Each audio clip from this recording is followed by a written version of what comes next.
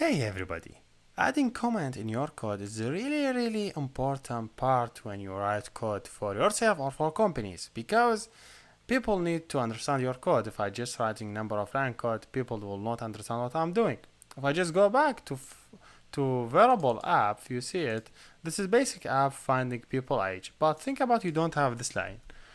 A programmer need to go through line by line to understand what I'm doing. So make sure always add your comment in any lines you want to do anything, any operation. For example, you want here I have process for concatenate to string. I say here and comment. So to add comment, you add hash concat to string. Just add comment anywhere. So you want to change upper case to string. Whatever you want to add here, lower case to string. So if you see, I just add something meaning for what I'm doing. So here I say find number of character in string.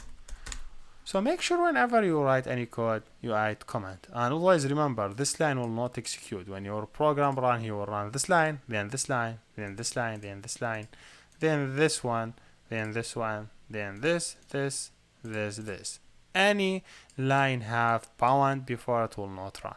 But it will be very helpful for you and for anyone who read your code will understand what you are doing.